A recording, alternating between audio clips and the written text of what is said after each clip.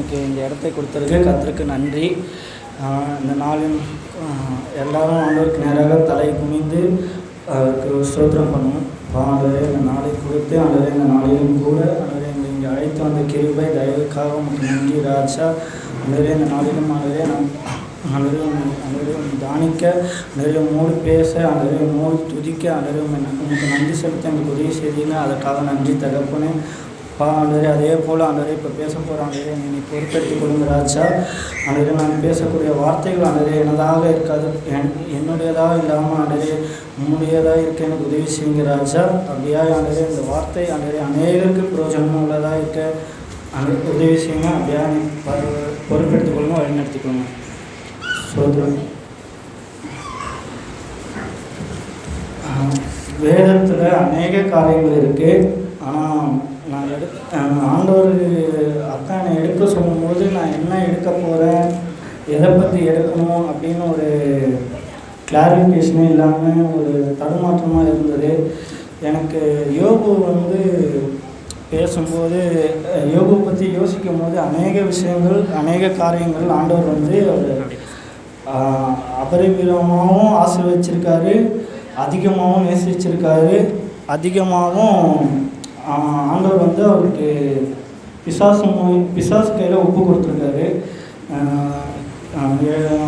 வேதத்தில் எடுத்துப்போம்.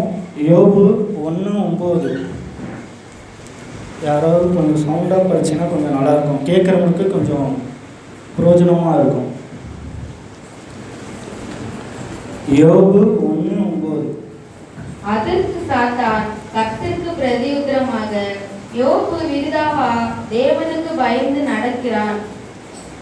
ஆமீன்.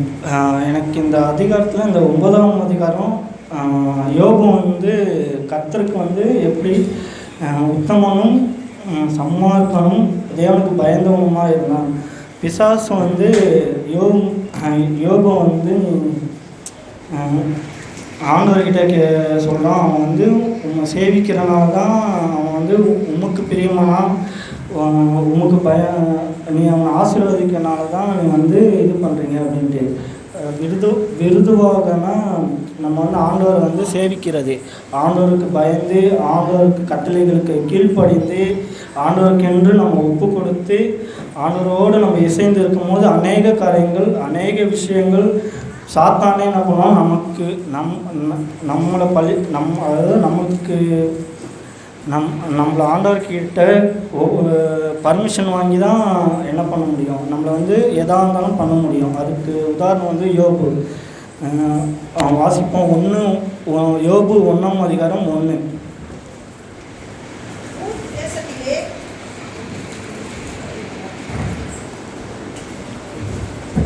தேசத்திலே யோபு என்னும் பெயர் கொண்ட ஒரு மனுஷன் இருந்தான். அந்த மனுஷன் உத்தமனும் சன்மார்க்கனும் தேவனுக்கு பயந்து பொல்லாப்புக்கு விலகுவனுமாய் இருந்தான். ஆமென். யோபு கர்த்தருக்கு எப்படி பயந்து உத்தமனும் சன்மார்க்கனும் தேவனுக்கு பொல்லாப்புக்கு விலகியவனுமாக இருந்தான். அதே அதிகாரத்தில் 1ஆம் அதிகாரம் 8ஆம் வசனம்.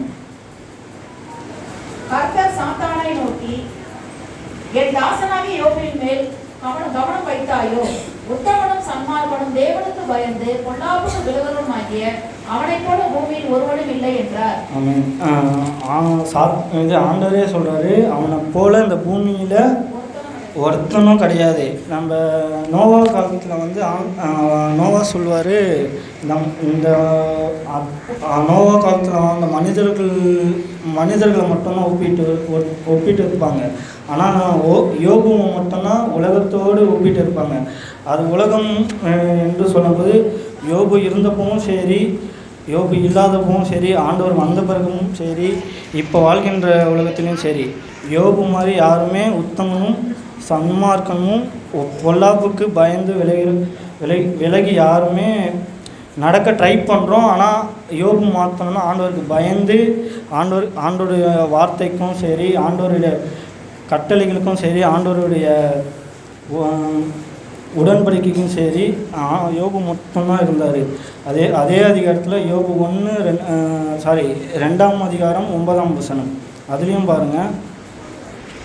யோபு 2:9. அப்பொழுது அவன் மனைவி அவனை பார்த்து, நீர் இன்னும் உங்களுடைய உத்தமத்தில் உறுதியாய் நிற்கிறீரோ, தேவனை தூஷித்து ஜீவனை விடும் என்றார். சாத்தான் வந்து கர்த்தருடைய இடத்துல வந்து யோபுவை வந்து தூஷிக்கும்படி யோபுக்கு ஒரு யோபுக்கு வந்து நிறைய அவனுடைய சொத்துக்களும் சரி, அவனுடைய பிள்ளைகளும் சரி, அநேக விஷயங்களில் அவனுடைய உடல்நிலையும் சரி, அவனுக்கு வந்து விரோதமாக சாத்தான் எழுப்புனான். அப்போ வந்து யோபோட மனைவி என்ன சொன்னாங்க, நீ ஏன் இன்னும் உத்தமத்தில் உறுதியாக இருக்கிறேன் என்று அவங்க மனைவியே சொல்கிறாங்க. பாருங்க, அப்போ யோபு எந்த அளவுக்கு ஆண்டவருடைய உடன்படிக்கையும் சரி, ஆண்டவருக்கு பயமும் சரி, ஆண்டவருக்கு பிடிக்காத எல்லா காரியங்களிலிருந்து ஆண்டவருக்கு மாத்திரம் உறுதியாய் நின்று பாருன்ட்டு. உத்தமன் என்பது எப்படி சொல்கிறது, எல்லா விதத்துலேயும் ஆண்டவருக்கு காணி கொடுக்கறதுலையா இருக்கட்டும், ஆண்டவருடைய வார்த்தைக்கு செவி கொடுக்கறதா இருக்கட்டும், ஆண்டவருக்கு பயந்து நடக்கிறதா இருக்கட்டும், எல்லா விதத்துலேயும் யோபு வந்து உத்தமனாக இருந்தது. யோபு 9:20.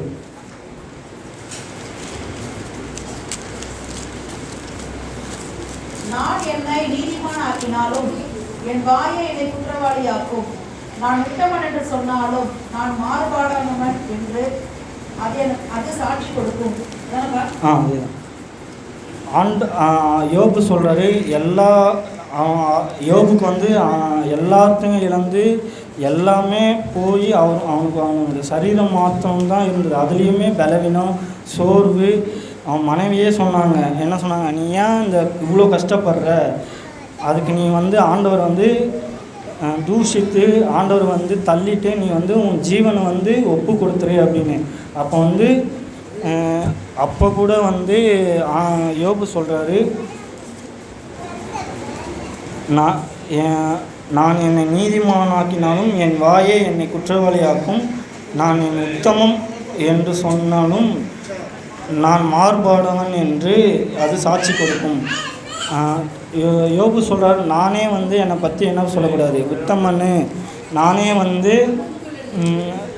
வந்து அதான் நம்மளே நிறைய இடத்துல நிறைய விஷயத்தில் சொல்கிறோம், நம்ம வந்து நான் கரெக்டாக இருக்கோம், நம்ம கரெக்டாக நடக்கிறோம், நம்ம கரெக்டாக இருக்கோம் அப்படின்னு நம்ம நிறையா விஷயத்தில் சொல்கிறோம். அப்படி நம்மளை சொல்லக்கூடாது. அது நமக்கு ஆப்போசிட்டில் இருக்கிறவங்களாம் இருந்தாலும் சரி, நம்ம ஆண்டவராகிய இயேசு கிறிஸ்துவாக இருந்தாலும் சரி, அவர் மாத்திரம் தான் சொல்லணும். ஏன்னா நம்ம என்ன பண்ணக்கூடாது, உத்தமன் என்று சொல்லிக்கொள்ளக்கூடாது. ஏன்னா அது வந்து நம்மளே என்ன பண்ணிக்கிறோம், நம்ம மேலேயே நம்மளே என்ன சொல்லிக்கிறோம், பொய் சொல்லிக்கிற மாதிரி, நம்ம மேலேயே நம்ம பழி செலுத்திக்கிற மாதிரி ஆகிடும்.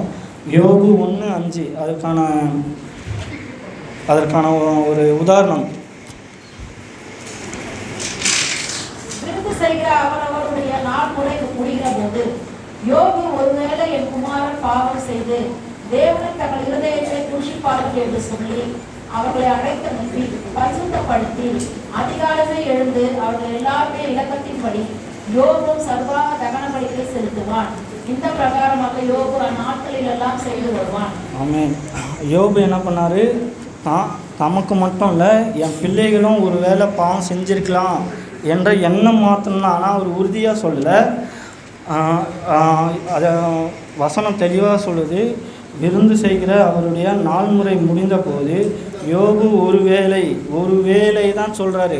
அவர் முடிவாக சொல்லலை, கன்ஃபார்ம் பண்ணலை, ஒரு வேளை மாத்திரம்தான் சொல்கிறார். அந்த ஒரு வேளை என்பது எப்படி சொல்கிறதுனா, நம்ம செஞ்சோமோ இல்லையோ, செய்கிறோமோ இல்லையோ, அது ரெண்டாவது.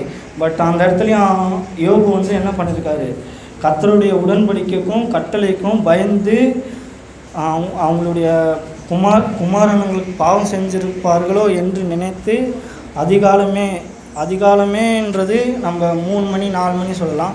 அந்நேரமே விடியற்காலுக்கு முன்னாடியே எழுந்து ஆண்டவருக்கு நேராக என்ன செலுத்துகிறாங்க, பலி செலுத்தி அவங்கள வந்து சுத்தப்படுத்தி ஆண்டவருக்கு நேராக வழி நடத்துகிறாங்க. அதே மாதிரி சன்மார்க்கன் என்பது அப்ரைட்னா ஆண்டவருக்காக நம்ம எது செய்கிறோமோ, ஆண்டவருக்காக நம்ம முன்னாடி நின்னோன்னா முன்னாடி மட்டும்தான் நிற்கணும். அவங்க பார்க்குறாங்க, இல்லை அவங்க எதனா சொல்லுவாங்க. ஆண்டவருக்காக நம்ம நிற்கிறோன்னா அவங்க ஆண்டவருக்காக மாத்திரம் தான் நிற்கணும்.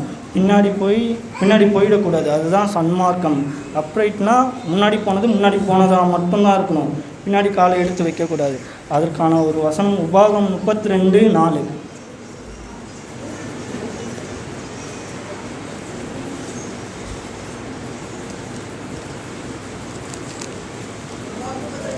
ஆமாம்.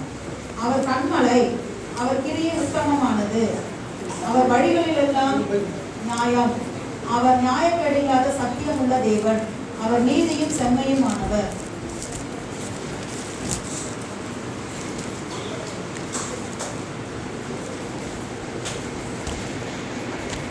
அவர் கண்மலை, அவர் கிரியை உத்தமானது, அவர் வழிகளெல்லாம் நியாயம், அவர் நியாயப்பகுதிகளெல்லாம் சத்திய தேவன், அவர் நீதியும் செம்மையுமானவர். ஆண்டவருக்கு முன்பாக நம்ம செஞ்சோன்னா ஆண்டவர் நமக்கு செய்கிற எல்லா காரியமும் எப்படி இருக்கும்? நியாயமாகவும் சத்தியமாகவும் தான் இருக்கும். அதனால தான் ஆண்டவருக்கு முன்பாக நம்ம நிற்கிறோன்னா அவர் பார்த்துப்பார் எல்லாமே. அதில் தான் அவர் நீதியும் செம்மையுமானவர். நம்ம கர்த்தருக்கு நேராக நடந்தோன்னா அவர் எல்லா காரியங்களையும் அவர் பார்த்துப்பார். எல்லா காரியங்களும் அவர் நமக்குள்ள ஆண்டவருக்காக ஒப்பு கொடுத்து ஆண்டவரோட காரியங்களை நம்ம ஈடு செய்யும் போது ஆண்டவர் நமக்கு முன்னாடி இருக்கிறவங்க அநேகரை ஆண்டவர் நீதி செய்வார். அதுதான் அந்த வார்த்தையினுடைய அர்த்தம். அடுத்தது தேவனுக்கு பயந்தது. யோபு தேவனுக்கு பயந்தார் என்பது நீதிமொழிகள் 1:29. அது அந்த பயம் என்பது எப்படிப்பட்டது? நீதிமொழிகள் 1:29. அவர்கள் அறிவை வெறுத்தார்கள், கர்த்தருக்கு பயப்படுவதை தெரிந்து கொள்ளாமல் போனார்கள்.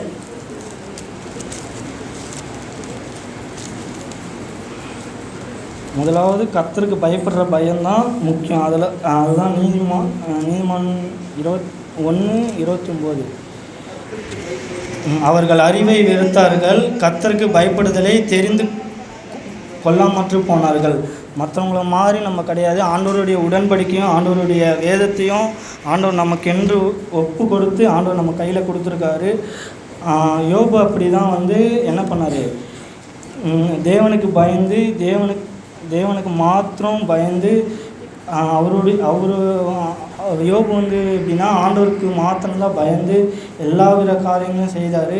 அப்படி தான் அவருடைய குமார்த்திகள் பாவம் செய்திருந்தாலோ என்று அந்த நிமிஷம் கூட அவங்க செஞ்சாங்களான்னு என்று கன்ஃபார்ம் பண்ணலை. ஆனால் செய்திருந்தாலும் ஆண்டவருக்காக ஆண்டவருடைய உடன்படிக்கையை ஆண்டவர் கொடுத்த உடன்படிக்கை நம்பி ஆண்டவருடைய உடன்படிக்கையை அவருக்குள்ளாக ஏற்று அந்த பலிகளை அவங்க ஏறெடுத்தாங்க. அதுதான் முதலாவது நம்ம என்ன பண்ணோம்? ஆண்டவருக்கு மாத்திரம்தான் பயப்படணும்.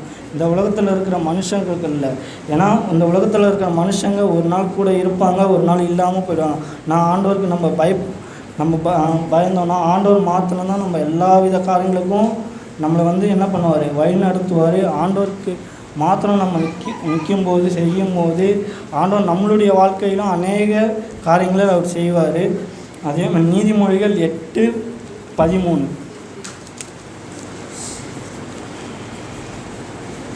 தீமையை வெறுப்பதே கர்த்தருக்கு பயப்படும் பயம், பெருமையையும் அகந்தையையும் தீய வழியையும் புரட்டு வாயையும் நான் வெறுக்கிறேன். ஆமென். தீமையை வெறுப்பதே கர்த்தருக்கு பயப்படும் பயம், பெருமையையும் அகந்தையும் தீய வழியையும் புறப்பட்டு வாயும் நான் வெறுக்கிறேன். ஆண்டவருடைய உடன்படிக்கையில் ஆண்டவர் அநேக காரியங்கள் சொல்லியிருக்காரு.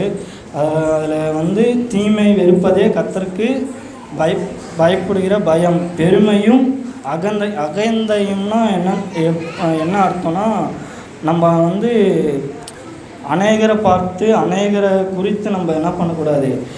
ஐயோ அவங்க அப்படி இருக்காங்களே, ஐயோ அப்படி நம்ம இல்லையே அப்படின்னு நம்ம யோசிக்கவே கூடாது.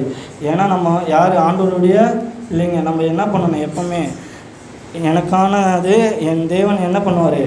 செய்வார் என்று நம்ம உறுதியாகவும் நம்பிக்கையோடு கர்த்தருக்கு மாத்திரம் தான் நம்ம என்ன பண்ணணும், கர்த்தருக்கு மாத்திரம் நம்ம நின்னோன்னா ஆண்டவர் எல்லாவற்றையும் நமக்கு செய்வார். அதே மாதிரி யோபு வந்து அப்படி அவருடைய வாழ்க்கையில் எல்லா விதத்துலேயும் ஆண்டவருக்கு பயந்து, ஆண்டவருக்கு உத்தமனாகவும் சன்மார்க்கனும் பொல்லாப்புக்கு விட்டு விலகியும் யோபு வந்து என்ன பண்ணார், இருந்தார். அதனால தான் ஆண்டவர் வந்து சாத்தன் கையில் அவர் ஜீவனை மாத்திரம்தான் ஒப்பு கொடுக்கல. ஆனால் யோபுடைய சரீரத்தை, யோபுவை சுற்றி இருக்கிற சொத்துக்கள், அவர்களுடைய பிள்ளைகள் எல்லாவற்றையும் ஆண்டவர் வந்து ஒப்பு கொடுத்தார். ஆனால் யோபு என்ன பண்ணலை, ஒரு நாளும் ஒரு நிமிஷம் கூட அவங்களோட ஃப்ரெண்ட்ஸு கூட என்ன சொன்னாங்க, நீ இங்கே இப்படி இது கஷ்டப்படுறதுக்கு நீ என்ன பண்ணலாம், நீ வந்து தப்பு செஞ்சிருப்ப, அதனால தான் தேவன் வந்து உன்னை தண்டிச்சிட்டாருன்னு சொன்னாங்க. ஆனால் அவங்க வந்து என்ன பண்ணான், அவனுடைய உத்தமத்துலேயும் அவனுடைய நியாயத்துலேயும் அவன் என்ன பண்ணான், நம்பிக்கையாக இருந்தான். அதனால தான் யோபு வந்து ஆண்டவருக்கு பிரியமானவனும், அதில் ஆண்டவரே சொல்கிறாரு,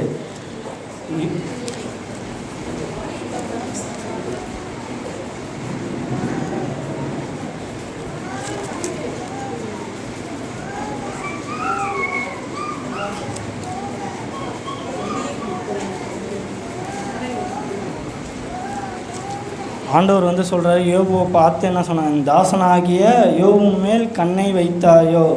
யோபு வந்து ஆண்டவருக்கு பயந்து, ஆண்டவருக்கு உத்தமனாகவும் ஆண்டவருக்கு கீழ்ப்படிந்தும் ஆண்டவருடைய வார்த்தையை கேட்டு ஆண்டவருடைய வாயிலே என்னன்னு சொல்லியிருக்காரு, என் தாசனாகிய யோபு மேல் கண்ணை வைத்தாயோ அப்படின்று அந்த வார்த்தையை வந்து யோபு வந்து வாங்கியிருக்காரு. அதே போல் தான் நம்மளும் நம்மளுடைய வாழ்க்கையிலும், நம்மளுடைய ஆவிக்குரிய வாழ்க்கையிலும் சரி, உலகப்பிரகாரமான காரியங்களும் சரி, முடிஞ்சளவு நம்ம ட்ரை பண்ணுவோம். முடிஞ்சளவு கர்த்தருக்காக ஒப்பு கொடுத்து ஆண்டவருக்காக மாத்திரம் நம்ம நின்னோன்னா அநேக காரியங்கள் ஆண்டவர் வந்து நம்மளுக்கு பலனையும் அதற்கான கிருபையும் நம்மளுக்கு தருவார். அதே மாதிரி மல்கேயா 3:14.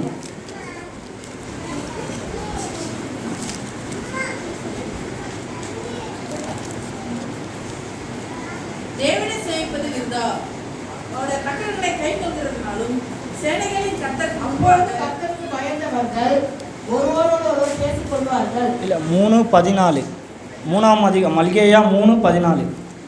தேவனை சேவிப்பது விருதா, அவருடைய கட்டளைகளை கைக்கொள்கிறதுனாலும் சேனைகளின் கர்த்தருக்கு முன்பாக துக்கித்து நடக்கிறதுனாலும் என்ன பிரயோஜனம்? இது வந்து யாருன்னா இஸ்ரவேல் ஜனங்கள். ஆண்டவர் வந்து எகிப்திலிருந்து அவங்கள வழிநடத்தி 40 வருஷம் வனாந்தரம் மூலயமா வழிநடத்தி கொண்டு வந்து பாலும் தேனும் ஓடுகிற தேசத்தில் கொண்டு வந்து ஆண்டவர் சேர்த்து ஆண்டவருடைய உடன்படிக்கையை கொடுத்து ஆண்டவர் வந்து என்ன பண்ணார், இங்கே நீங்கள் என்ன பண்ணுங்கள், சந்தோஷமாக இருங்க, என்னுடைய உடன்படிக்கையின்படி நடங்க அப்படின்னு சொல்லி ஆண்டவர் வந்து என்ன பண்ணார், அவங்கள வந்து இஸ்ரவேல் ஜனங்களை வந்து பாலும் தேனும் ஓடுகிற தேசத்துக்கு அழைத்து வந்தாங்க. அவங்க என்ன பண்ணாங்கன்னா, இதில் என்ன கேட்டிருக்காங்க, ஆண்டவர் வந்து மல்கேயா 1:1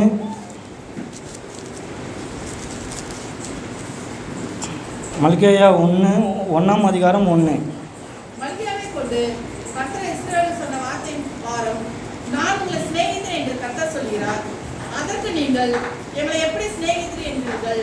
கர்த்தர் சொல்கிறார், ஏசா யாக்கோபுக்கு சகோதரன் அல்லவா? ஆகிலும் யாக்கோபை நான் சிநேகித்தேன், ஏசாவையோ. ஆமென். அதில் மல்கேயா 1:1 ஆண்டவர் சொல்கிறார், அது மல்கேயா கொண்டு கர்த்தர் இஸ்ரவேலுக்கு சொன்ன வார்த்தையின் பாரம். இங்கே ஆண்டவரே என்ன, ஜனங்கள் வந்து என்ன பண்ணுறாங்க, ஆண்டவர்கிட்ட கேள்வி கேட்குறாங்க. என்ன கேள்வி கேட்குறாங்க, தேவனை சேவிப்பது விருதா, அவருடைய கட்டளைகளையும் கை கொள்ளுகினால் கை கொள்ளுகினால் எங்களுக்கு என்ன ஒரு கட்டளைகளை கொள்ளுகிறனாலும் சேனையும் கர்த்தருக்கு முன்பாக நடக்கிறதுனாலும் என்ன பிரயோஜனம் என்று கேட்குறாங்க. யோபு பார்த்திங்கன்னா பிசாசு வந்து ஆண்டவர் இடத்துல சொல்கிறான், யோபு வந்து உங்களை வந்து இது பண்ணுற அவங்கள வந்து என்ன பண்ணுறதுன்னா சேவிப்பதனால தான் நீ அவனை வந்து என்ன பண்ணுறீங்க, அவங்க கையை வந்து அவன் மேலே வச்சுருக்கீங்க அப்படின்னு சொல்கிறாங்க. இங்கே வந்து எகிப்திலேருந்து 40 வருஷம் இஸ்ரவேல் ஜனங்களை வழி நடத்தி அவங்கள பாலும் தேனும் மூடுகிற தேசத்தில் கொண்டு வந்து சேர்த்து ஆண்டவர் அவங்களுக்கான ஒரு வாக்கு தத்தத்தையும் கொடுத்து அவங்கள வந்து அங்கே வழி நடத்தினாங்க. அப்படிப்பட்ட ஆண்டவர்கிட்ட இந்த ஜனங்கள் வந்து என்ன கேட்குறாங்க, நான் உங்களை வந்து சேவிப்பதனால உங்களோட கட்டளைகளை கைக்கொள்வதனால எங்களுக்கு என்ன பிரயோஜனம் அப்படின்னு என்ன பண்ணுறாங்க ஜனங்கள் வந்து ஆண்டவர்கிட்ட கேட்குறாங்க. அதுதான் மல்கியா 1:1 சொல்கிறாரு. ஆண்டவர் வந்து பாரமாக சொன்ன வார்த்தை 1:2. நான் உங்களை சிநேகித்தேன் என்று கர்த்தர் சொல்லுகிறார். அதற்கு நீங்கள் எங்களை எப்படி சிநேகித்தீர் என்கிறீர்கள்? கர்த்தர் சொல்லுகிறார், ஏசா யாக்கோபுக்கு சகோதரன் அல்லவோ? ஆகிலும் யாக்கோபை நான் சிநேகித்தேன், ஏசாவையோ நான் வெறுத்தேன். ஆமென். ஆண்டவர் எப்படி சொல்றார், நான் உங்களை சிநேகிக்கிறது போல நான் உங்களை சிநேகிக்கிறேன் என்று கர்த்தர் சொல்கிறார். அதற்கு என்ன பண்ணுறாங்க ஜனங்கள், எங்களை எப்படி சிநேகிக்கிறீர்கள் என்று கர்த்தர் சொல்லி அவங்க வந்து என்ன பண்ணிட்டாங்க, மறந்துட்டாங்க. என்ன மறந்துட்டாங்க, ஆண்டவர் அவங்கள வந்து எகிப்திலேருந்து 40 வருஷம் இஸ்ரவேல் ஜனங்களை வழி நடத்தி வந்ததை, ஆண்டவர் அவங்களுக்கு செஞ்ச அதிசயங்களை, ஆண்டவர் அவங்களுக்கு கொடுத்த உடன்படிக்கையை எல்லாத்தையும் மறந்துட்டு ஆண்டவர் கேள்வி கேட்குறாரு. அதுக்கு வந்து மக்கள் என்ன இஸ்ரவேல் ஜனங்கள் வந்து என்ன சொல்கிறாங்க, பதில் சொல்கிறாங்க, நீங்கள் எப்படி எங்களை சேவித்தீர்கள் என்று. ஆண்டவர் நினச்சிருந்தா அவங்கள அப்படியே அந்த எகிப்திலே விட்டுருக்கலாம். ஆனால் ஆண்டவர் என்ன பண்ணார், அவங்க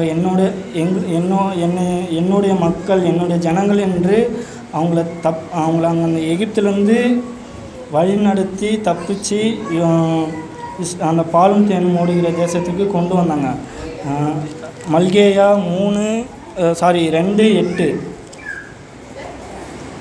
மல்கியா 2. வழியை விட்டு விலகி அநேகரை வேதத்தை குறித்து இடரம் பண்ணினீர்கள், லேவியின் உடன்படிக்கையை கெடுத்து போட்டீர்கள் என்று சேனைக்கு கர்த்தர் சொல்கிறார். ஆமென். ஆண்டவர் என்ன சொல்கிறாரு, அவங்க என்ன பண்ணுறாங்க, இஸ்ரவேல் ஜனங்கள் ஆண்டவர் கொடுத்த உடன்படிக்கையும் ஆண்டவர் கொடுத்த வாக்கையும் என்ன பண்ணிட்டாங்க, விட்டு விலகி என்ன பண்ணுறாங்க, வேதத்தை குறித்தும் என்ன பண்ணாங்க, அசட்டை பண்ணினார்கள். ஆண்டவர் வந்து எகிப்திலேருந்து அந்த ஜனங்களை கூட்டிகிட்டு வந்து அந்த பாலும் தேனும் ஓடுகிற தேசத்தில் கொண்டு வந்து விடுறப்போ ஒரு உடன்படிக்கையும் கொடுத்து அவங்களுக்குன்னு ஒரு வேதத்தை கொடுத்தாரு. ஆனால் அவங்க என்ன பண்ணாங்க, உடன்படிக்கையும் கை கொள்ளலை, ஆண்டவரை குறித்தும் என்ன பண்ணலை, பயப்படலை, ஆண்டவருக்கு விரோதமாக அநேக காரியங்கள் செய்தாங்க.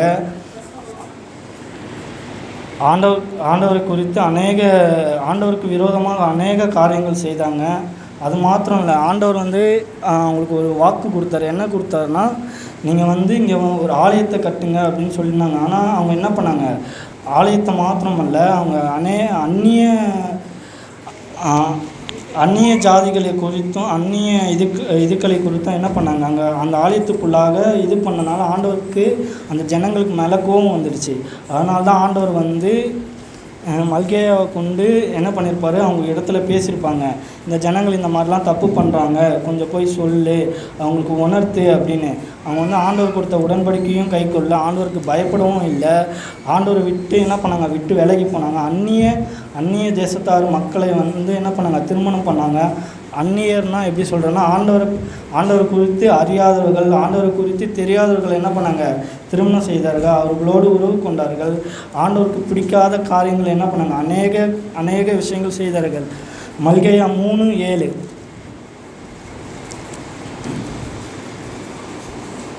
நீங்கள் உங்கள் பிதாக்களின் நாட்கள் தொடங்கி என் கட்டளைகளை கைக்கொள்ளாமல் அவைகளை விட்டு விலகி போனீர்கள், என்னிடத்துக்கு திரும்புங்கள், அப்பொழுது உங்களிடத்துக்கு திரும்புவேன் என்று சேனைகளின் கர்த்தர் சொல்கிறார். நாங்கள் எந்த விஷயத்தில் திரும்ப வேண்டும் என்று என்கிறார்கள். ஆமென். ஆண்டவர் என்ன பண்ணுறாரு, அப்பவும் என்ன பண்ணுறாரு, ஆண்டவர் பெரிய ஒரு அவங்களுக்கு ஒரு வாய்ப்பை தராரு. நீங்கள் உங்கள் பிதாக்கள் நாட்களை தொடங்கி என் கட்டளைகளை கை கொள்ளாமல் அவைகளை விட்டு விலகி போனீர்கள், என்னிடத்துக்கு திரும்புங்கள், அப்பொழுது உங்களிடத்துக்கு திரும்புவேன் என்று சேனையின் கர்த்தர் சொல்கிறார். அதே லைனில் லாஸ்ட்டு கேளுங்க, நாங்கள் எந்த விஷயத்தில் திரும்ப வேண்டும் என்கிறார்கள். ஆண்டவர் கொடுத்த கட்டளைகளையும் உடன்படிக்கையும் என்ன பண்ணுறாங்க, அவங்க மறந்து ஆண்டவர்கிட்டயே கேட்குறாங்க, நாங்கள் எதை விட்டு நாங்கள் எதை எதை விட்டு திரும்பணும், எதை பற்றி நாங்கள் உங்கள்கிட்ட வரணும் அப்படின்னு கேட்குறாங்க. அதே மாதிரி தான் நம்மளும் அநேக விஷயங்கள், அநேக காரியங்கள் இந்த வேதத்தை குறித்து நம்ம மாத்திரம் இல்லை, அநேகருக்கும் நம்ம என்ன பண்ணணும், இது பண்ணணும். அவங்க பிதாக்கள் நாட்கள் தொடங்கி ஆண்டவர் கொடுத்த கட்டளைகளை அவங்க என்ன பண்ணாங்க, அசட்டை பண்ணி அவங்க ஆண்டவருக்கு பிரியமானதை செய்யாமல் ஆண்டவர் விட்டு தூரம் போனார்கள். அதனால தான் ஆண்டவர் வந்து என்ன பண்ணாங்கன்னா, இஸ்ரவேல் மக்களோடு என்ன பண்ணாங்க, 400 வருஷம் என்ன பண்ணாங்க, பேசாமல் அமைதியாக இருந்தாங்க. அதுக்கப்புறம் தான் அந்த புதிய ஏற்பாட்டின் தொடக்கம் தொடங்கியது.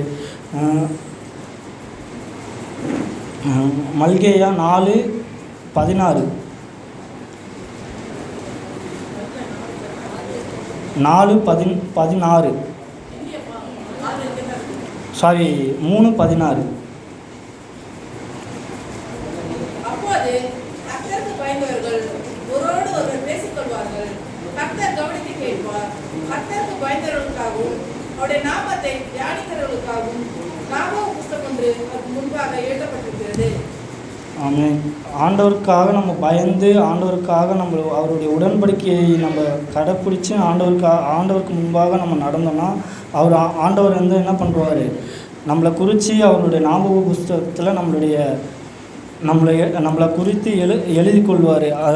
அது மாத்திரம் அப்படி தான் யோபு வந்து எல்லாவற்றிலுமே ஆண்டவருக்கு நேராக உத்தமனாகவும் ஆண்டவருக்காக உண்மையாகவும் ஆண்டவருடைய உடன்படிக்கையிலையும் நிலைத்து நின்றான். அதனால தான் ஆண்டவர் என்ன பண்ணார், அவனை அநேகர் விட்டு விலகி போனாங்க. அவன் மனைவியை என்ன பண்ணாங்க, உன் வாயால் நீ தூஷித்து உன் ஜீவனை விட்டுவிடுன்னு சொன்னாங்க. ஆனால் யோபு என்ன பண்ணார், ஆண்டவர் வந்து என்ன பண்ணல, தூஷிக்கவும் இல்லை. ஆண்டவர் வந்து அவனுடைய உத்தமத்துலேயும் அவன் என்ன பண்ணல, அவன் உத்தமத்துலேயும் அவன் என்ன பண்ணல, விலகி போகாமல் அவன் உத்தமத்தை அவன் நம்பியிருந்தான். அது போல தான் நம்மளும் என்ன பண்ணணும், ஆண்டவருக்கு நேராக ஆண்டவர் கொடுத்த உடன்படிக்கையிலையும் ஆண்டவருக்கு நேராக நம்ம உண்மையாகவும் உத்தமமாக இருந்தோன்னா ஆண்டவர் என்ன பண்ணுவார், எல்லாவற்றிலையும் நம்மளை வந்து வழி நடத்துவார். எவ்வளோ பெரிய காரியங்கள் வந்தாலும் ஆண்டவர் நம்மளை என்ன கைவிட மாட்டார். அதுபோல் தான் இந்த எகிப்து மக்கள் என்ன பண்ணாங்கன்னா, ஆண்டவர் கொடுத்த உடன்படிக்கையும் ஆண்டவர் கொடுத்த கட்டளையும் ஆண்டவருக்கு பயப்படாமல் இருந்தனால தான் என்ன பண்ணாங்க, ஆண்டவருக்கு வந்து விரோதமாக அநேக காரியங்கள் செய்தாங்க, அநேக விஷயங்கள் செய்தாங்க. ஆனாலும் தேவன் என்ன பண்ணார், ஒரு வாய்ப்பை கொடுத்தார். ஆனாலும் என்று அந்த வார்த்தையை கொடுத்து திரும்பி என்னிடத்தில் வாருங்க, அப்பொழுது நான் என்ன பண்ணுவேன். மல்கியா 4:2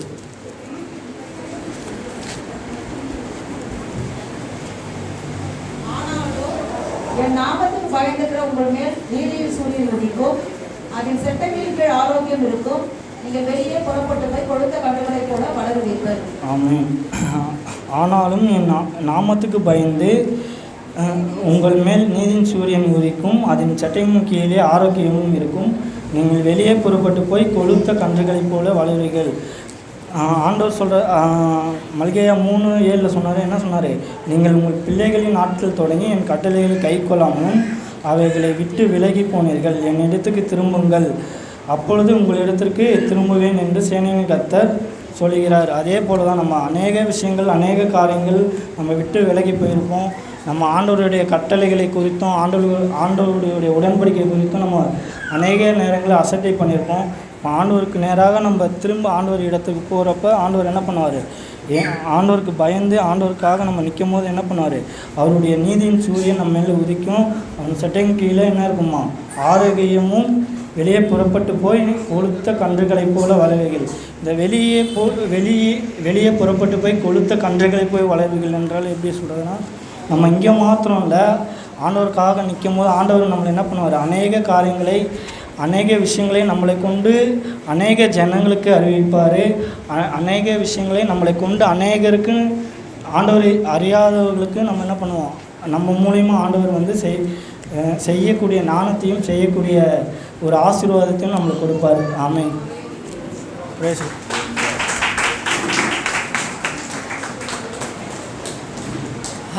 ஹல்லேலூயா. மிக சிறப்பாக ஆண்டவருடைய வார்த்தை கொடுத்த ஜேக்கப்புக்கு நம்ம நன்றி செலுத்துவோம். Thank you Jacob, God bless you. அடுத்தபடியாக ரோஷினி அவர்கள் வந்து ஆண்டவருடைய வார்த்தை கொடுப்பார்கள். ஒழுக்கத்தை பற்றி ஒழுக்க டிசிப்ளினை பற்றி அவர்கள் வந்து ஆண்டவருடைய செய்தியை கொடுப்பார்கள். நம்ம கரங்களை தட்டி வரவேற்போமாக.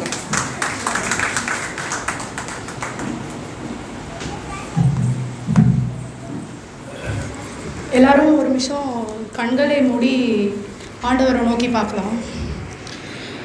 ஸ்தோத்திரம் கர்த்தாவே, இந்த நாளுக்காக நன்றி ஏசப்பா. எங்கள் எல்லோரும் இங்கே கூடி வேறவை செய்தீரே, அது நன்றி ஏசப்பா. இந்த யூத் ஃபெஸ்டிவல்லையும் இங்கே வந்து எல்லாரையும் வந்து கலந்துக்க வைத்தீரே, அது நன்றி ஏசப்பா. அடியாரை மறைத்து நீங்கள் வெளிப்படுங்க, என்னை மறைச்சி நீங்கள் பேசுங்க ஏசப்பா. இயேசுவின் நாமத்தினால ஜீவன நல்ல பிதாவே, ஆமென். எனக்கு கொடுக்கப்பட்ட தலைப்பு வந்து டிசிப்ளின், ஒழுக்கம். ஒழுக்கம் என்றால் என்ன சொல்லுங்கள். பேசி தான் நம்ம வந்து எடுத்துகிட்டு போகிறோம். ஒழுக்கம் என்றால் என்ன? அங்கே சண்டை போடணுமா? சரி, யாரோ சொல்ல மாட்டீங்க, சரி நானே சொல்கிறேன். ஒழுக்கம் என்றால் உண்மைன்னு சொல்லலாம். பொய் சொல்லாமல் இருக்கிறது ஒழுக்கம்லாம். அப்புறம் கீழ்ப்படிஞ்சு கர்த்தருக்கு வந்து கீழ்ப்படிஞ்சு நடக்கிறது வந்து ஒழுக்கம்லாம். அப்புறம் பார்த்திங்கன்னா திருடாமல் உண்மையாக இருக்கிறதும் ஒழுக்கம்லாம். அது மட்டும் இல்லாமல் ஆண்டவர் வார்த்தையை பின்பற்றதும் ஒழுக்கம்லாம். அதுதான் வந்து நம்மளுக்கு வந்து முக்கியமான தேவை. ஓகேவா? ஃபஸ்ட்டு வந்து ஒழுக்கத்தில் நான் 3ஆக பிரிச்சுருக்கேன். ஃபஸ்ட்டு வந்து உண்மை. நம்ம வந்து வேதத்தில் நிறைய பேர் வந்து உண்மையாக இருந்திருக்காங்க. அதுலேருந்து எனக்கு பிடிச்ச ஒருத்தரை வந்து நான் உங்களுக்கு சொல்ல போகிறேன். எடுத்துக்கொள்ளுங்கள். யோசுவா 1ஆவது அதிகாரம் 5ஆவது வசனத்துலேருந்து 9ஆவது வசனம் வரைக்கும் வாசிங்க.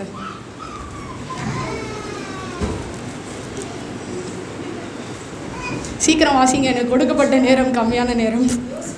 1ஆவது அதிகாரம் 5ஆவது வசனத்துலேருந்து 9ஆவது வசனம் வரைக்கும். நீ உயிரோடு இருக்கும் நாளெல்லாம் ஒருவனும் உனக்கு முன்பாக எதிர்த்து நிற்பதில்லை. நான் மோசையோடு இருந்தது போல உன்னோடும் இருப்பேன். நான் உன்னை விட்டு விலகுவதும் இல்லை, உன்னை கைவிடுவதும் இல்லை. பலம் கொண்டு திடமனதாயிரு. இந்த ஜனத்தின் பிதாக்களுக்கு நான் கொடுப்பேன் என்று ஆணையிட்ட தேசத்தை நீ இவர்களுக்கு பங்கிடுவாய். என் தாசனாகிய மோசே உனக்கு கற்பித்த நியாய பிரமாணத்தின்படியெல்லாம் செய்ய கவனமாயிருக்க மாத்திரம் மிகவும் பலம் கொண்டு திடமனதாயிரு. நீ போகும் இடமெல்லாம் புத்திமானாய் நடந்து கொள்ளும்படிக்கு அதை விட்டு வலது இடதுபுறம் விலகாதிருப்பாயாக. இந்த நியாய பிரமாண புஸ்தகம் உன் வாயை விட்டு பிரியாதிருப்பதாக. இது எழுதுகிறவரின் படியெல்லாம் நீ செய்ய கவனமாயிருக்கும்படி இரவும் பகலும் அதை தியானித்துக் கொண்டிருப்பாயாக. அப்பொழுது நீ உன் வழியை வாய்க்க பண்ணுவாய். அப்பொழுது புத்திமானாய் நடந்து கொள்ளுவாய். நான் உனக்கு கட்டளையிடவில்லையா? பலம் கொண்டு திடமனதாய் இரு, திகையாது, கலங்காது. நீ போகும் இடமெல்லாம் தேவனாகிய கர்த்தர் உன்னோடே இருக்கிறார் என்றார். இங்கே பார்த்தீங்கன்னா, இந்த நீர் உயிரோடு இருக்கும் நாளெல்லாம் ஒருவன் உனக்கு முன்பாக எதிர்த்து நிற்பதில்லை. நான் மோசையோடு இருந்தது போல உன்னோடு இருப்பேன். நான் உன்னை விட்டு விலகுவதும் இல்லை, கைவிடுவதும் இல்லை. பலன் கொண்டு திடமனதாயிரு. இந்த ஜனத்தில் பிதாக்களுக்கும் நான் கொடுப்பேன் என்று ஆணையிட்ட தேசத்தை நீர் அவர்களுக்கு பங்கிடுவாய். கர்த்தர் வந்து இந்த வார்த்தையை வந்து யோசுவா வந்து சொல்கிறாரு. ஃபஸ்ட்டு வந்து அவர் வந்து நீ பயப்படாத, எல்லா விஷயத்துலையும் நான் உன் கூட இருக்கேன் அப்படின்றாரு. அப்புறம் பார்த்திங்கன்னா அவர் வந்து ஒருத்தர் ரெஃபர் பண்ணுறாரு. யாருன்னா மோசஸை. ஏன் அவரை ரெஃபர் பண்ணுறாரு அப்படின்னா, மோசஸ் கூட கிளம்ப சொல்ல நிறைய பேர் இருந்தாங்க. ஆனால் ஏன் கர்த்தர் வந்து ஜோஷுவா மட்டும் தேர்ந்தெடுத்து பேசணும்னு நினைக்கிறாரு? யாராச்சும் நினச்சிருக்கீங்களா? ஏன்னா எகிப்துலேருந்து கிளம்ப சொல்ல அநேக ஜனங்கள் இருந்தாங்க மோசஸ் கூட. ஆனால் ஏன் யோசுவா மட்டும் தேர்ந்தெடுத்து பேசணும் அப்படின்னு நினச்சாருன்னா, எடுத்துக்கொண்டு வாசிங்க. யாத்ராகமும் 33ஆவது அதிகாரம் 11ஆவது வசனம்.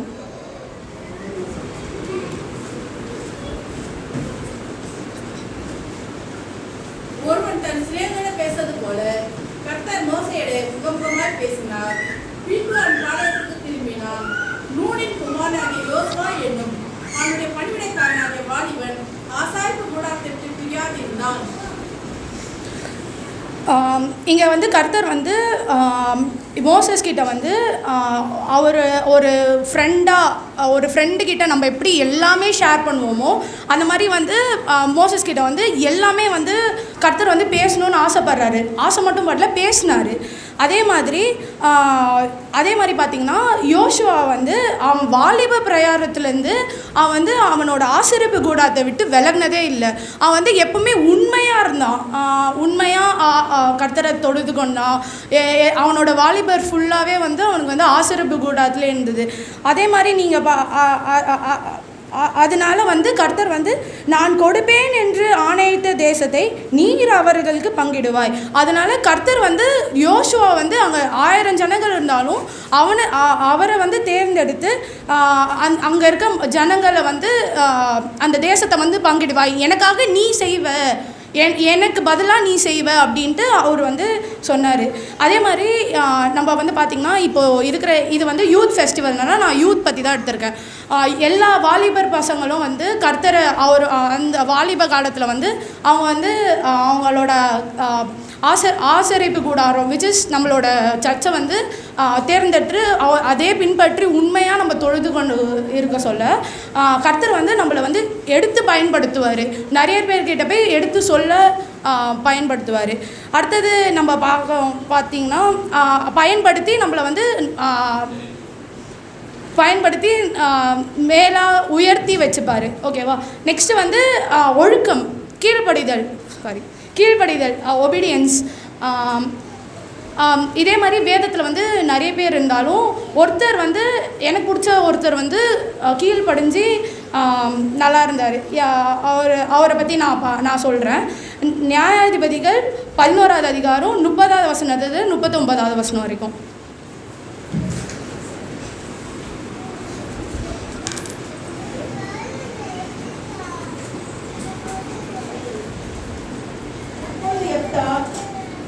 கர்த்தருக்கு ஒரு பொருத்தனைகளை பண்ணி தேவரீர் அம்மோன் புத்திரரை என் கையில் ஒப்புக் கொடுத்தார்.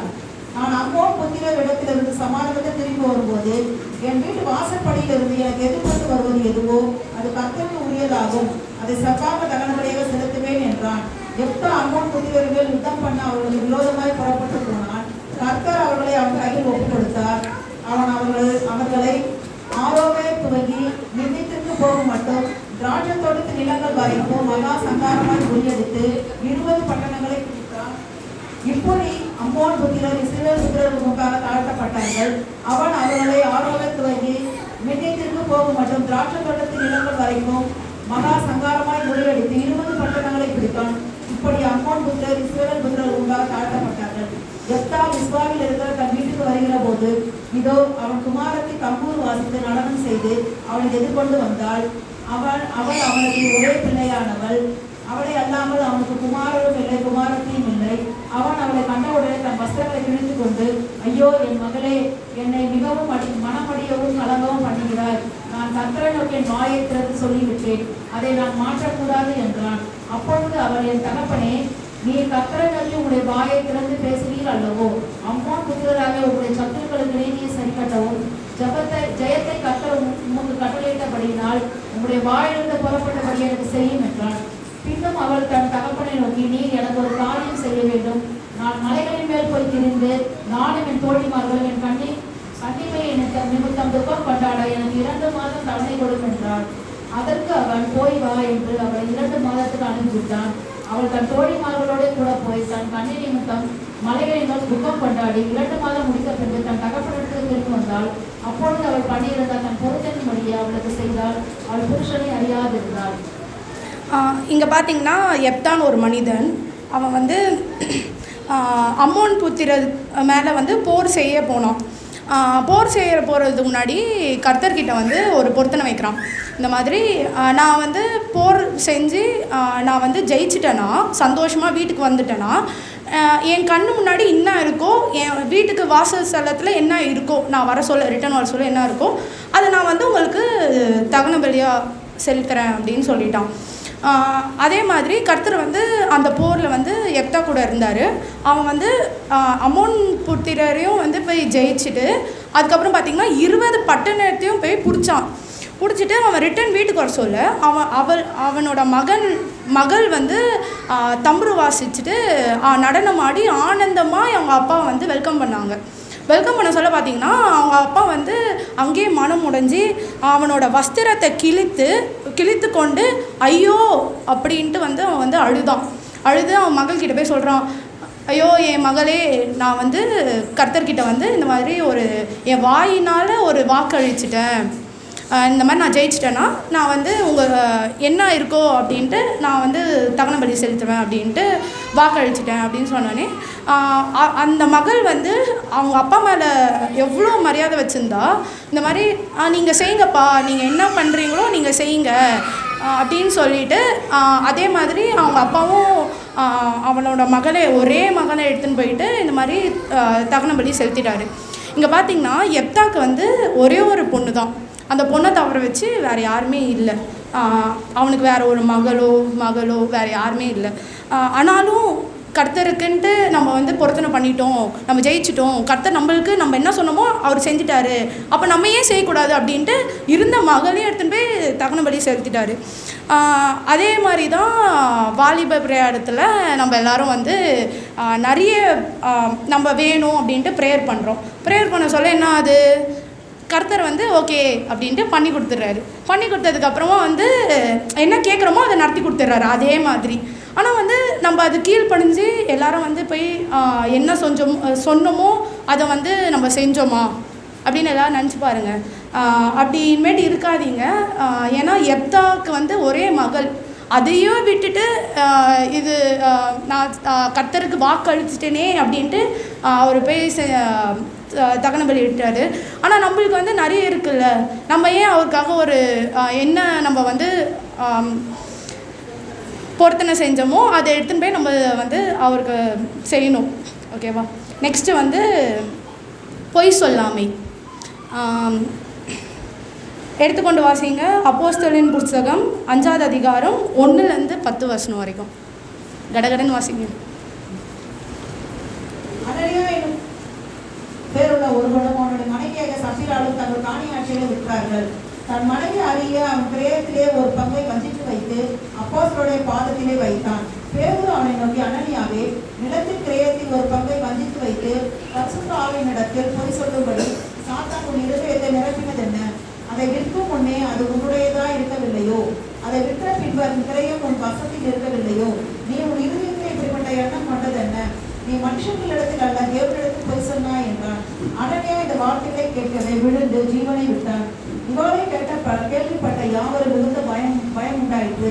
வாலிபர் எழுந்து அவனை சேலையில் சுற்றி வெளியே எடுத்து கொண்டு போய் அடக்கம் பண்ணினார்கள். ஏறக்குறைய 3 மணி நேரத்திற்கு பின்பு அவனுடைய மனைவி நடந்ததை அறியாமல் உள்ளே வந்தாள். பேதுரு அவளை நம்பி, நிலத்தை இவ்வளவுதானா விட்டீர்கள்? எனக்கு சொல் என்றான். ஆம் இவ்வளவுதான் என்றாள். பேதுரு அவளை நோக்கி, கர்த்தருடைய ஆவியை சோதிக்கிறதற்கு நீங்கள் ஒருமனப்பட்டதென்ன? இதோ ஒரு புருஷனை அடக்கம் பண்ணினவர்களுடைய கால்களும் வாசற்படியிலே வந்திருக்கிறது, உண்மையும் வெளியே கொண்டு போவார்கள் என்றான். உடனே அவள் அவனுடைய பாதத்தில் விழுந்து ஜீவனை விட்டாள். வாலிபர் உள்ளே வந்து அவன் மரித்து போனதை கண்டு அவனை வெளியே எடுத்து கொண்டு போய் அவளுடைய புருஷன் அண்டையிலே அடக்கம் பண்ணினார்கள். இங்கே வந்து நம்ம பார்த்தோன்னா 2 பேர் இருக்காங்க, ஹஸ்பண்ட் அண்ட் ஒய்ஃபு. அவங்க பேர் வந்து அனனியா அண்ட் சப்ரியால்.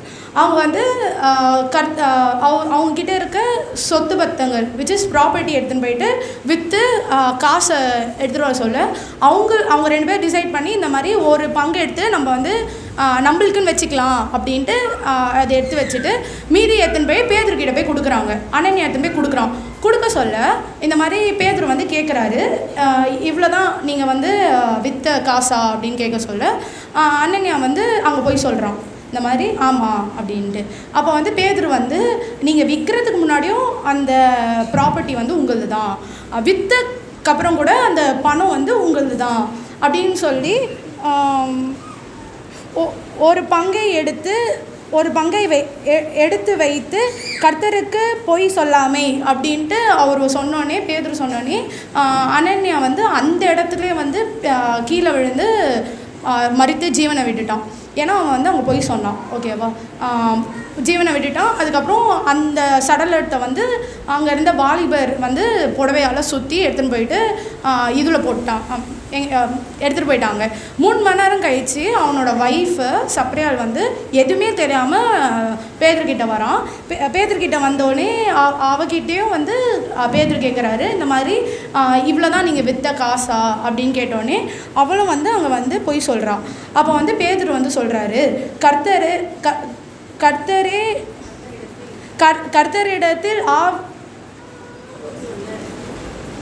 அங்கே வந்து சப்ரியால் கிட்ட வந்து பேதுரு சொல்கிறாரு, இந்த மாதிரி கர்த்தர்கிட்ட நீங்கள் போய் சொல்கிறீங்க, 2 பேர் சேர்ந்து போய் சொல்கிறீங்க அப்படின்னு சொன்னோடனே அந்த இடத்துல அப்படியே கீழே விழுந்து அவனோட பேதுரோட காலில் விழுந்து சப்ரியால் அங்கேயே மரித்து போனான். இங்கேருந்து நீங்கள் பார்த்தீங்கன்னா கர்த்தர் வந்து அவங்க 2 பேர்கிட்ட எதுவுமே கேட்கல.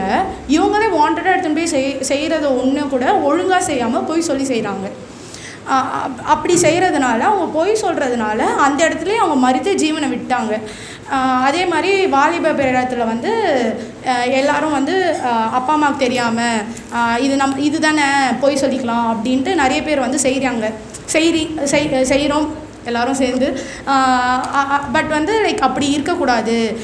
ஏன்னா அது வந்து நம்மளுக்கு தெரியும், நம்மளுக்கு வந்து இந்த மாதிரி எல்லாருக்கும் தெரியாது நம்ம நினைப்போம். ஆனால் நம்மளுக்கு மேலாக கர்த்தர் ஒருத்தர் இருக்கார்.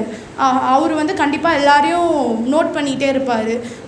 அது வந்து ஒரு நாள் அது வந்து வெளிப்பட சொல்ல அது நம்ம இந்த மாதிரி மரித்த ஜீவனை கூட விட்டுறலாம். அதே மாதிரி இப்போ நம்ம பார்த்தோன்னா ஃபஸ்ட்டு வந்து 3 டாபிக் பார்த்தோம். ஒன்று உண்மை, கீழ்ப்படிதல், பொய் சொல்லாமை.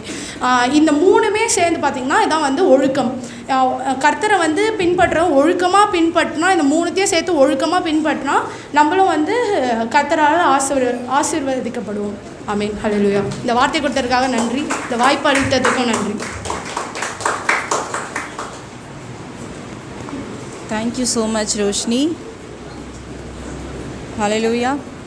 Hallelujah. Hallelujah. Thank you so much, Roshni. இந்த வார்த்தை கொடுத்ததுக்காக மிகவும் நன்றி. கீழ்ப்படியது, ஒழுக்கம், பொய் சொல்லாமல் இருப்பது, நிச்சயமாகவே இது நம்ம வாழ்க்கையில் நம்ம கடைப்பிடிக்க வேண்டிய விஷயம். நம்ம கிறிஸ்துவை ஃபாலோ பண்ணுறோம், கிறிஸ்துவை பின்பற்றோன்னா இது கிறிஸ்துவை போல நம்ம மாற வேண்டும். ஸோ அடுத்தபடியாக வந்து எடுத்திருக்க டாபிக் பார்த்திங்கன்னா, நம்ம கிறிஸ்துவ பின்பற்றோன்னா கிறிஸ்து வந்து என்ன நினைச்சார், கிறிஸ்துவோட பாரங்களை நம்ம நினைத்து நம்ம வந்து சொல்கிறோம். கிறிஸ்து வந்து ஆண்டவராகிய இயேசு கிறிஸ்துவோட முக்கியத்துவமே இந்த உலகத்தில் இருக்கிற மக்களை மீட்கிறது. இந்த பாவத்தில் எவ்வளோ ஜனங்க வந்து மாண்டு கொண்டு என்னென்னமோ இந்த சத்ருவின் கோட்டையில் சிக்கி கொண்டு இருக்கிற ஒவ்வொரு பிள்ளையும் ஆண்டவராகிய இயேசு கிறிஸ்து வந்து மீட்கிறதுக்காக இந்த உலகத்துக்கு வந்தார். அவர் மனித அவதாரத்தை கொண்டு தெய்வம் வந்து மனுஷனாக வந்து பிறக்கணுன்றது அவசியமே இல்லை. ஆனால் ஆண்டவர் வந்து நம்மளை எவ்வளவோ நேசிக்கிறதுனால ஆண்டவர் வந்து நம்மை போல நம்மளோட பாடுகளை சகிக்கணும், நம்மளோட கஷ்டங்கள், நம்மளோட சாபங்கள், மீறுதல்கள் எல்லாத்தையும் அவர் ஏற்றிக்கொண்டு நமக்கு ஜெயத்தை பெற்று தரணுன்றதுக்காகவே இந்த உலகத்தில் அவர் அவதரித்தார். ஸோ அவரோட நோக்கம் என்னன்னா, உலகம் எங்கும் போய் நம்ம ஆண்டவருடைய வார்த்தையை, சுவிசேஷத்தை பிரசங்கிப்பது. ஸோ நான் எடுத்திருக்கிற டாபிக் பார்த்தீங்கன்னா, நம்ம உலகம் எங்கும் போய் பிரசங்கிக்கிற சுவிசேஷம் அது தேவனுடைய ராஜ்யத்துக்கு முக்கியமான ஒரு விஷயம். ஸோ நம்ம வந்து சுவிசேஷத்தோட முக்கியத்துவத்தை நம்ம பார்க்க போகிறோம். நம்ம ஏன் வந்து இந்த உலகத்தில் ஆண்டவரோடு கூட இணைந்து நடக்குமாது அவரோட வார்த்தைகளை போய் நம்ம புறஜாதி மக்களுக்கு நம்ம சத்தியத்தை நம்ம எடுத்து சொல்கிறோம், எதற்காக நம்ம சொல்லுறோம்ன்ற விஷயங்களை நம்ம இப்போ பார்க்க போகிறோம். நம்ம ஏன் வந்து காஸ்பல் வந்து இம்பார்ட்டண்ட்டாக இருக்குது நம்மளோட வாழ்க்கையில், ஒரு கிறிஸ்தவ வாழ்க்கையில் நம்ம ஏன் அநேக பேர்களை நீங்கள் பார்த்துருப்பீங்க, ஒரு பாஸ்டரோ சரி ஒரு இவாஞ்சலிஸ்ட்டோ போய் வந்து என்ன பண்ணுறாங்க, ஆண்டவருடைய வார்த்தையை நிறைய ஒரு வீட்டில் போய் பிரசங்கிக்கிறாங்க, இல்லை ஒரு தெருவில் பிரசங்கிக்கிறாங்க, நிறைய ஜனங்க இருக்கிற இடத்துல போய் ஆண்டவருடைய வார்த்தையை ஷேர் பண்ணுறாங்க. அதுக்கு ஏன் அவர்கள் வந்து ஷேர் பண்ணுறாங்க? அவங்களுக்கு வேண்டிய நன்மைகளை, தேவைகளை அவங்க போய் சொல்கிறாங்க, அவங்களுக்கு உதவி செய்கிறாங்க. ஸோ அவர்களால் ஏன் அப்படி வந்து இருக்க முடியுதுன்னா, ஆண்டவர் அவர்களுக்குள்ளே இருக்கிறதுனால அவங்க கிறிஸ்துவை வெளிப்படுத்துகிறாங்க. ஆமென். இப்போது அதே போல தான் நாம் வந்து ஆண்டவருடைய வார்த்தையை கேட்டு, ஆண்டவருடைய வார்த்தையை படித்து, ஆண்டவருடைய ஒழுக்கம் நம்ம வந்து கற்றுக்கொள்ளணும். நம்ம வந்து எப்படி நம்ம கிறிஸ்துவை ஃபாலோ பண்ணணும், சும்மா ஃபாலோ பண்ண முடியாது. அவருடைய வார்த்தையை கீழ்ப்படிந்து அவரோட ஒழுக்கத்தையும் அவரோட கட்டளைகளையும் கற்பனைகளையும் நம்ம பின் செயல்படுத்தணும். அது செஞ்சால் மட்டும்தான் நம்ம வந்து கிறிஸ்துவை ஃபாலோ பண்ண முடியும். அவருக்கு நமக்கு கொடுத்துருக்க எல்லா விஷயங்களும் நம்ம வந்து பின்பற்ற முடியும். அதுக்கு முக்கியமான ஒரு காரியம் நீங்கள் பார்த்தீங்கன்னா, spreading the gospel, sharing his word. நம்ம வந்து இப்போ வந்து மார்க்கு 16:15 நம்ம எடுத்துக்கொள்ளலாம். He said to them, go into all the world and preach the gospel to all creation. யாராவது தமிழ்ல படிங்க. அப்பொழுது அவர், நீங்கள் என்னை யார் என்று சொல்கிறீர்கள் என்று கேட்டார். 16:15. மார்க் 16:15.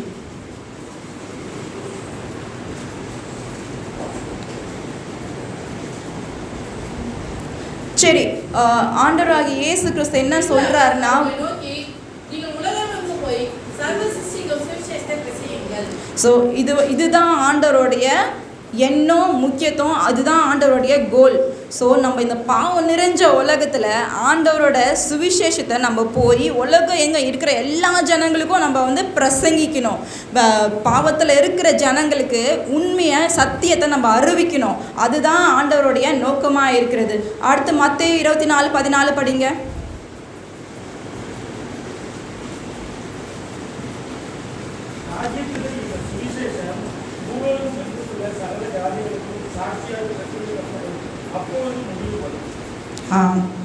நிச்சயமாகவே ஆண்டவருடைய ராஜ்யம் வந்து சமீபமாக இருக்கிறது.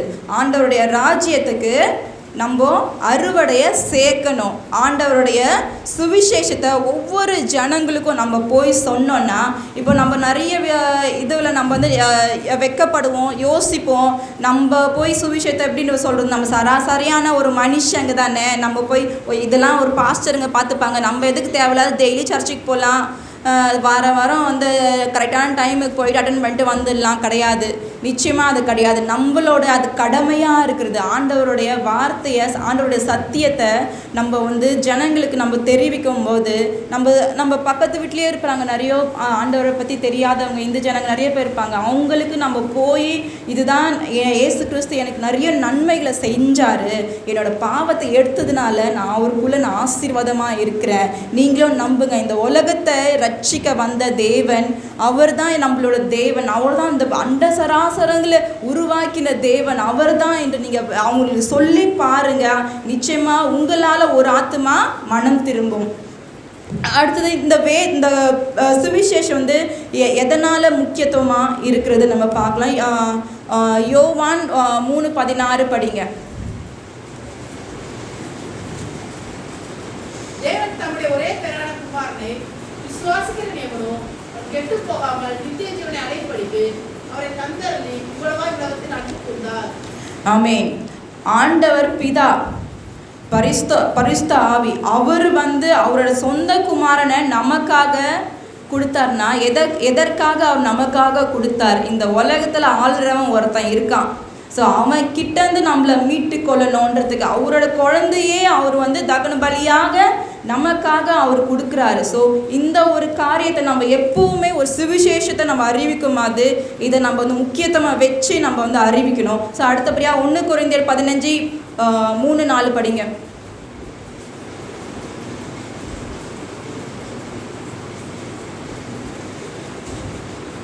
நான் அனைத்தும் உங்களுக்கு பிரதானமாக ஒப்புவித்ததும் என்னவென்றால், கிறிஸ்துவானவர் வேத வாக்கியங்களின்படி தமது பாவங்களுக்காக மரித்து அடக்கம் பண்ணப்பட்டு வேத வாக்கியங்களின்படி 3ஆம் நாளில் உயிர்த்தெழுந்து. ஆமென். கிறிஸ்து என்ன பண்ணார்? நமக்காக அவர் வந்து ஒரு குழந்தையாய் வந்து அவதரித்தார். நம்மளோட பாவங்களை அவர் ஏற்றுக்கொண்டு அந்த கல்வாரி சிலுவையில் எவ்வளோ அடிகள், காயங்கள், சாபங்கள், எவ்வளோ அவமானங்கள் காரி துப்புனாங்க. அவ்வளோத்தையும் அவர் ஒரு தப்புமே செய்யலை.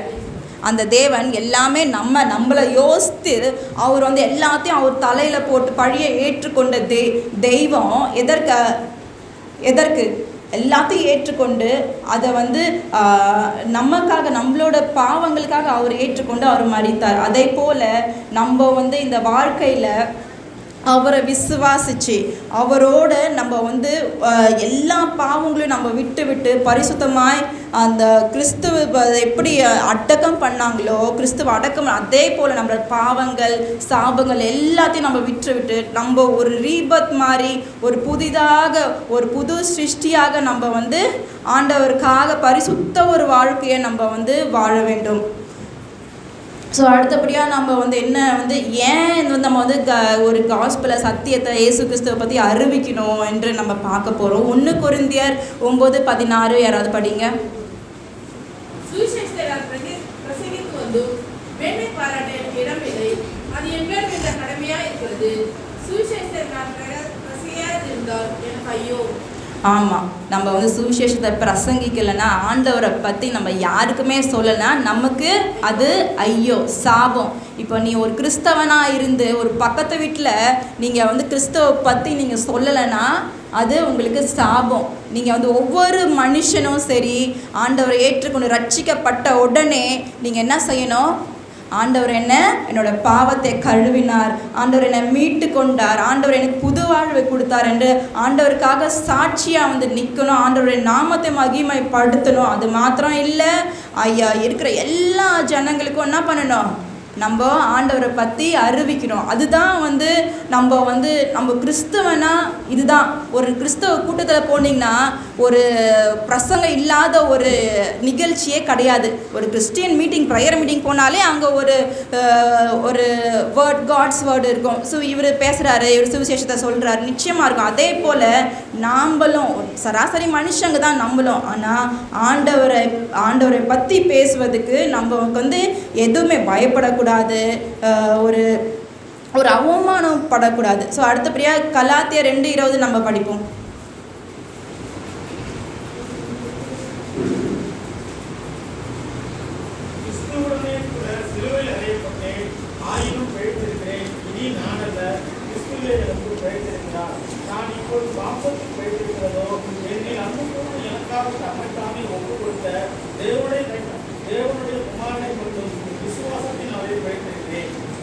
ஆமேன். இப்போது நம்ம வந்து கிறிஸ்துவுக்குள் நம்ம மறித்துட்டு நம்ம ஒரு புது சிருஷ்டியாய் நம்ம இருக்கிறோம். ஸோ நம்ம வந்து பாவங்களை விட்டு நம்ம புது சிருஷ்டியாய் ஆண்டவரை பின்படுத்துகிறோம். சரிங்களா? ஸோ இதுதான் நம்ம வந்து ஏன் வந்து நம்ம காஸ்பலை ப்ரீச் பண்ணுறோம் அப்படின்னா இதுதான். சப்போஸ் நம்ம வந்து ஆண்டவரை பற்றி நம்ம யாருக்குமே சொல்லலை, ஆண்டவரோட சித்தத்தை நம்ம செய்யலைன்னா என்ன ஆகும்னு தெரியுமா? என்ன ஆகும்னா, ஒரு யோனாவோட கதையை சொல்கிறேன் கேளுங்க. யோனா ஒருத்தன் இருந்தான், அவன் வந்து ஒரு தீர்க்கதரிசி. ஆண்டவர் வந்து அவனுக்கு நினைவேன்ற ஒரு பட்டணத்தில் நிறைய ஜனங்கள் பாவங்களை செய்கிறாங்க, அநியாயம் செய்கிறாங்க, கொள்ளை, திருட்டு எல்லாமே நடக்குது. ஆனால் ஆண்டவர் வந்து அவனுக்கு வந்து சொல்கிறாரு, நினைவே பட்டணத்தை நான் அழிக்க போகிறேன், நீ அவங்க இருக்கிற எல்லா ஜனங்களையும் மனம் திரும்புங்க, போய் சுவிசேஷத்தை போய் சொல்லு என்று ஆண்டவர் வந்து சொல்லி அவனுக்கு அனுப்புகிறாரு. ஆனால் இவன் வந்து யோனா வந்து என்ன பண்ணுறான், இந்த ஜனங்கள்லாம் இவ்வளோ கொடுமையான ஆட்களாக இருக்கிறாங்க, நான் எப்படி அவங்கள போய் சந்தித்து நான் சுவிசேஷத்தை சொல்லுவேன், சொன்னால் என்னை கொன்னுடுவாங்களேன்ட்டு பயந்தான். அப்புறம் என்ன சொல்கிறது, அந்த பயத்தில் அவன் என்ன பண்ணான், அங்கேருந்து நம்ம வந்து நினைவே பட்டணத்துக்கு போக தேவையில்லை, நம்ம தர்ஷீஷுக்கு போயிடலான்னு சொல்லிட்டு ஒரு கப்பலை தர்ஷீஷ் போகிற வழியாக அவன் தர்ஷீஷுக்கு போகிறதுக்கு ஒரு கப்பலில் ஏறி உட்காந்தான். ஆனால் ஆண்டவருடைய சித்தத்தை செய்யாமல் அவன் வேறு பாதையில் போகணுன்னு நினைத்த யோனாவுக்கும் ஆண்டவர் வந்து ஒரு நல்ல பாடத்தை அப்போ வந்து ஆண்டவர் கற்று தந்தார். என்னென்னா, அந்த தர்ஷீஷ்க்கு போகிற கப்பலில் அவங்க எல்லாரும் என்ன பண்ணாங்க, ஒரு கடல் கொந்தளித்த ஒரு கடுமையான ஒரு சூழ்நிலை யோனாவை தூக்கி கடலில் போட்டுட்டாங்க. ஸோ இப்போ அவன் யோனாவோட லைஃபு முடிஞ்சுது. ஸோ இதுதான் சாத்தான் வந்து நமக்கு ஒரு எண்ணத்தை கொடுப்பான். நம்ம ஆண்டவருடைய வார்த்தையை கீழ்ப்படைய தேவையில்லை, ஆண்டவருடைய இது சத்தியத்தை நம்ம மற்றவங்களுக்கு சொல்ல தேவையில்லை. ஸோ இந்த மாதிரி கொடுக்கும்போது என்ன ஆகும், நம்மளுக்கு மரணத்தை சத்ரு வந்து கொடுக்குறான். ஆனால் நம்ம அதை செய்யாமல் அப்படியும் தேவன் வந்து அவன் கிட்ட தயவு பாராட்டினார், கிருபை பாராட்டினார். அதையும் ஆண்டவர் மன்னிச்சு ஒரு மீனை கொண்டு யோனாவை விழுங்கி அவனோட உயிரை வந்து காப்பாற்றுறாரு.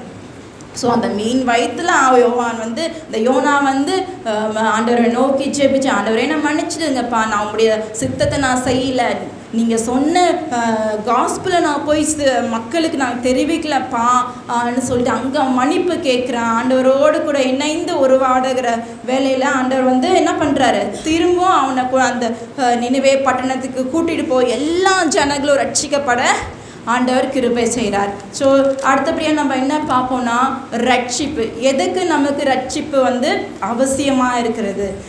ரோமன் 6:23 படிங்க யாராவது.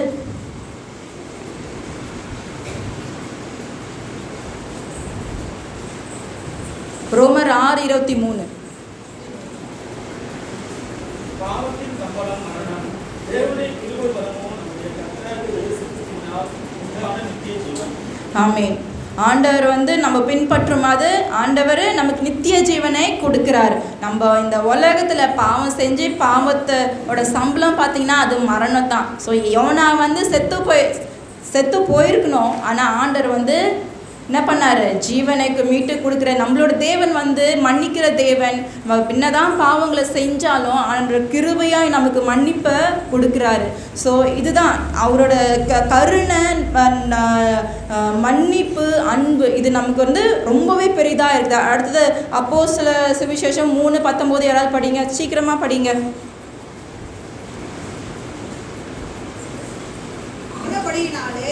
கர்த்தருடைய சன்னிதானத்தில் இருந்து இளைப்பாறுதலின் காலங்கள் வரும்படிக்கும் முன்னே குறிக்கப்பட்ட இயேசு கிறிஸ்துவை அவர் உங்களிடத்தில் அனுப்பும்படிக்கும். 3:19 படிச்சு. ஆனபடியினாலே கர்த்தருடைய சன்னிதானத்தில் இருந்து இளைப்பாறுதலின் காலங்கள் வரும்படிக்கும் முன்னே குறிக்கப்பட்ட இயேசு கிறிஸ்துவை அவர் உங்களிடத்தில் அனுப்பும்படிக்கும் உங்கள் பாவங்கள் நிவர்த்தி செய்யும் பொழுது நீங்கள் மனம் திரும்பி குணப்படுங்கள். ஆமீன். இப்போ நம்ம என்ன பண்ணணும், மனம் திரும்பணும். அப்போ பாவத்திலிருந்து மனம் திரும்பணும். அதுதான் உண்மையான ஒரு ரட்சிப்பு. ஸோ இங்கே எதற்காக நம்ம ரட்சிப்பை பற்றி பேசுகிறோன்னா, நம்ம புறஜாதி மக்களை நம்ம வந்து நம்மளோட நோக்கமே மக்களை பாவத்திலேருந்து மீட்டு ரட்சிக்கப்பட வைக்கணும். ஸோ இதுதான் நம்மளோட மெயின் கோலாக இருக்குது. யோவான் 1:29 படிங்க, சீக்கிரமா படிங்க. மறுநாளிலே யோவான் இயேசுவை தன்னிடத்தில் வர கண்டு, இதோ உலகத்தின் பாவத்தை சுமந்து தீர்க்கிற தேவ ஆட்டுக்குட்டி.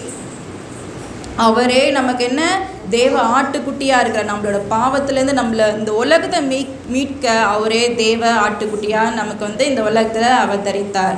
ஆமென். 2 கொரிந்தியர் 5:17 படிங்க. நான் ரொம்ப சீக்கிரமாக எடுத்துடுறேன்.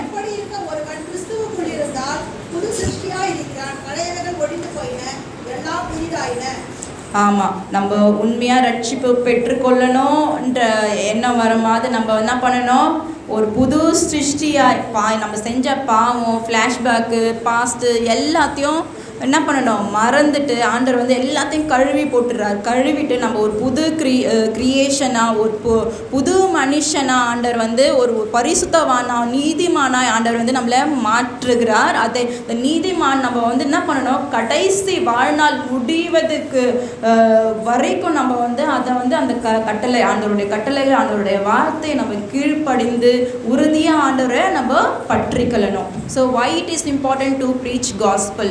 ஸோ அடுத்தபடி நம்ம எதற்காக நம்ம வந்து சுவிசேஷத்தை உலகெங்கும் போய் அறிவிக்கணும் பார்த்திங்கன்னா, நம்ம வந்து ஆண்டவர் வந்து நமக்காக எவ்வளோ பாடுகள் அடிகள் பட்டார். ஸோ நான் ஒரு சின்ன ஒரு வேர்ட்ஸ் நான் படிக்கிறேன், அதை கேளுங்க. If the creator can suffer for the creation, can't we suffer for the creator? நிஜமா இதை நான் என்ன சொல்கிறேன்னா, நம்மளோட ஆண்டவராக இயேசு கிறிஸ்து அவர் தான் நம்மளோட கிரியேட்டர்.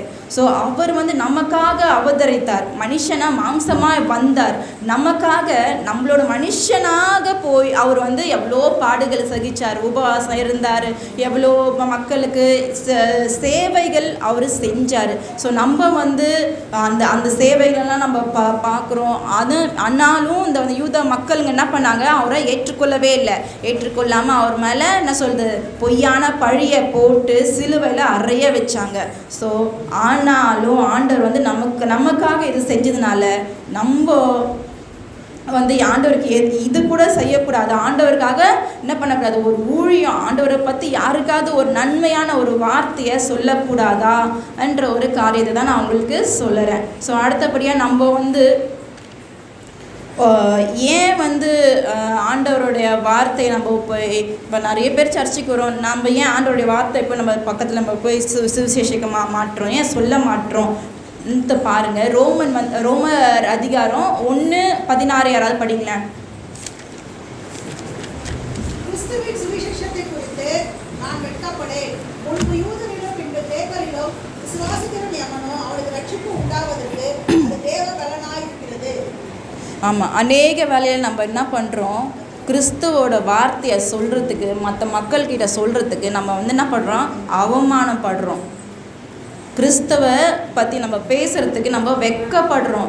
நம்ம போய் என்னத்தை சொல்கிறது, அவங்க வந்து ரட்சிக்கப்படணும், இதுக்கு நிறைய பேர் இருப்பாங்க, நம்ம ஏன் சொல்லணும்ன்ற மாதிரி நம்ம அவமானப்படுறோம். ஸோ இதெல்லாம் நம்ம படக்கூடாது. I am not ashamed of the gospel of Christ. இதில் நம்ம உறுதியாக இருக்கணும். நம்ம வந்து வெட்கப்படவே கூடாது. ஆண்டவருடைய சத்தியத்தை நம்ம அறிவிக்கும் போது இந்த உலகம் எங்கேயும் நம்ம போய் அறிவிக்கணும், அது நமக்கு வந்து பாக்கியம், நமக்கு வந்து அது ஒரு பிளெஸ்ஸிங். ஸோ அதை மட்டும் தான் நம்ம வந்து யோசிக்கணும். ஸோ நம்ம வந்து வெட்கப்படக்கூடாது. லூக்கா 9 அதிகாரம் 26 யாராவது படிங்களேன். என்னை குறித்தும் என் வார்த்தைகளை குறித்தும் எவன் வெட்கப்படுகிறானோ அவனை குறித்து மனுஷகுமாரனும் நம்முடைய மகிமையோடும் பிதாவின் மகிமையோடும் பரிசுத்த தூதரின் மகிமையோடும் வரும்போது வெட்கப்படுவார். ஆமேன்.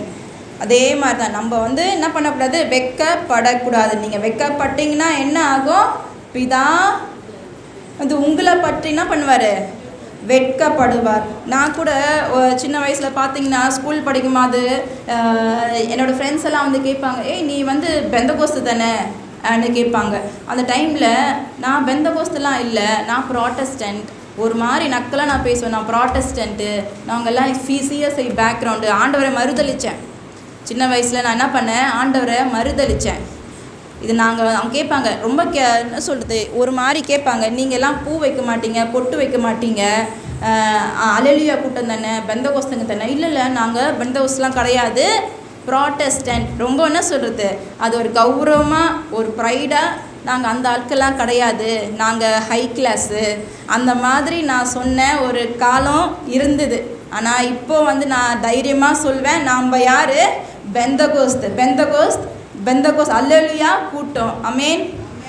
ஆண்டவர் எனக்கு நல்ல ஒரு பாடத்தை கற்றுக் கொடுத்தார். நம்ம ஏன் அவரை பற்றி நம்ம அவமானமாக நினச்சோன்னா அவர் நிச்சயமாக நம்மளை ஒரு நாள் மறுதளிச்சிடுவார், அவமானப்படுத்துவார். ஸோ இதை என்னோடய வாழ்க்கையில் நான் கற்றுக்கொண்டேன். ஸோ அதை உங்களுக்கு நான் ஷேர் பண்ணுறேன். அடுத்தபடியாக 2 தீமோத்தி 1:7 படிங்க. தேவன் நமக்கு பயமுள்ள ஆவியை கொடாமல் பலமும் அன்பும் தெளிந்த புத்தியுள்ள ஆவியையே கொடுத்திருக்கிறார். ஆமென். தேவன் நமக்கு பயமுள்ள ஆவியை கொடுக்க மாட்டார்.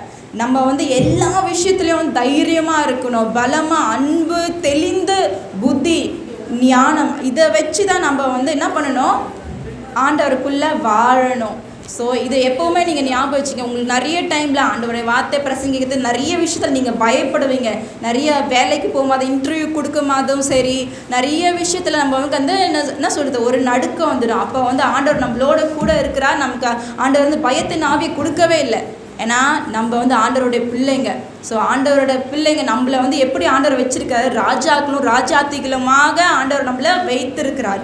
ஸோ நம்ம தைரியமாக சொல்லணும். நம்ம ஆண்டவர் நமக்கு வந்து தைரியத்தை கொடுக்குறார், பலமுள்ள ஆவியும் அன்பும் இருந்த புத்தியுள்ள ஆவியை ஆண்டவரே கொடுக்குறாரு நம்ம சொல்ல முடியுது. அடுத்தபடியாக ஒரு காரியத்தை நம்ம பார்க்குறோம். கிங் மார்ட்டின் லூதர் என்ன சொல்கிறாருன்னா, if you can't fly then run, if you can't run then walk, if you can't walk then crawl. இது என்ன சொல்லுதுன்னா, உன்னால் பறக்க முடியலன்னா நீ ஓடு, உன்னால் ஓட முடியலனாலும் நீ என்ன பண்ணு, நடந்து உன் கால்களை கொண்டு நீ நடந்து போ. அப்படியும் உன்னால் நடக்கவும் முடியலன்னா என்ன பண்ணு, தவழ்ந்து போ. நீ எதை செஞ்சாலும் என்ன பண்ணணும், முன்னேறணும். நம்மளோட ஆவிக்குரிய வாழ்க்கையிலும் அதுதான் நம்ம செய்யணும். என்னென்னா, நம்ம அப்படி இருக்கிற இடத்துல ஒரு ஸ்டாக்னேஷன் மாதிரி நம்ம இருக்கவே கூடாது. எந்த ஒரு நிலையிலும் ஒரு ஸ்டெப் முன்னால் தான் நம்ம போகணும். ஸோ ஆவிக்குரிய வாழ்க்கையிலும் சரி, நம்ம ஒவ்வொரு தினசரியான வாழ்க்கையில் ஆண்டவரோட கூட நடக்கும்போது ஒரு ஸ்டெப் அஹெடாக தான் போகணும். ஸோ இதுதான் நம்ம கற்றுக்கொள்கிறோம். ஸோ இப்போ அநேக வேலையில் நம்ம வாலிபர்கள் என்ன சொல்கிறோம், எனக்கு தாளந்தே இல்லை, என்னால் பாட முடியாது, என்னால் பிரசங்கம் பண்ண முடியாது, என்னால் மியூசிக் இன்ஸ்ட்ருமெண்ட்ஸ் வாசிக்க முடியாது, இது நிறைய பேர் சொல்லுறோம். ஆனால் ஆண்டவர் என்ன சொல்கிறாரு, உனக்கு ஒரு தாளந்து கொடுத்தாலும் சரி, 2 தாளந்து கொடுத்துட்டாலும் சரி, எத்தனை தாளந்துகள் உனக்கு ஆண்டவர் கொடுத்துருக்கிறாரோ அதை நீ பயன்படுத்து. உனக்கு ஒன்றுமே இல்லைன்னா கூட பரவாயில்ல, ஆண்டவரே எனக்கு ஒன்றுமே இல்லைப்பா, நான் சாஷ்டாங்கமாக உங்கள் பாதத்தில் விழுந்துடுறேன், என்னை எப்படியாவது என்னை எடுத்து பயன்படுத்துங்கப்பா, உங்களுடைய ராஜ்யத்துக்கு நான் மகிமைப்படணும் என்று நீங்கள் சொல்லி பாருங்கள். நிச்சயமாக ஒன்றுமே இல்லாத ஒரு மனுஷனை கூட ஆண்டவர் எல்லா தாளந்துங்களும் கொடுத்து மகிமைப்படுத்த முடியும். ஸோ இது ஒவ்வொரு வாலிப பிள்ளைகளும் நம்புங்க. அதற்காக நான் இதை சொல்கிறேன். ஸோ நிறைய பேர் சிரிக்கிறீங்க. ஸோ இது நான் உங்கள் இதுக்காக சொல்லலை, என்னால் முடியாது, இது செய்ய முடியாது நம்ம ஒருபோதும் சொல்லவே கூடாது. ஏன்னா நம்மளோட தேவனால் நம்ம எல்லாவற்றையும் நம்ம செய்ய முடியும். ஆமென். ஸோ மத்தேயு 9:37-38 படிங்க. மத்தேயு 9.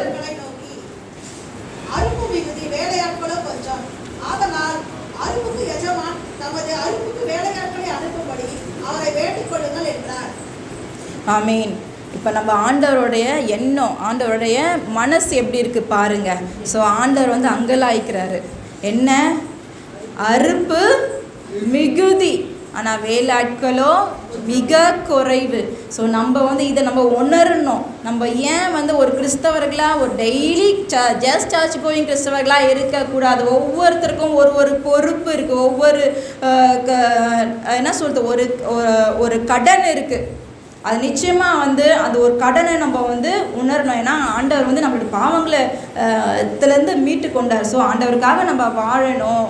ஸோ ஆண்டவரோட சுவிசேஷத்தை எங்கும் போய் சொல்லணுன்ற நீங்கள் சொல்லலைன்னா என்ன பண்ணுவான், சாத்தான் உங்களோட மனசை கொஞ்சம் கொஞ்சமாக மாற்றுவான். உன்னை போக் பண்ணிகிட்டே இருப்பான், பிங்க் பண்ணிகிட்டே இருப்பான். நீ ஆண்டவருடைய வேலை செய்யாதன்ற மாதிரி சொல்லிக்கினே அவன் என்றைக்குமே விட்டு கொடுக்கவே மாட்டான். ஸோ அந்த மாதிரி ஒரு தொல்லை நமக்கு சாத்தான் கொண்டு வருவான். அதனால் நம்மளோட ஆத்துமா நரகத்துக்கு போயிடும். ஸோ இதனால தான் ஆண்டவர் ஒரு காரியத்தை சொல்கிறேன். யோவான் 21:15-16-17 படிங்க.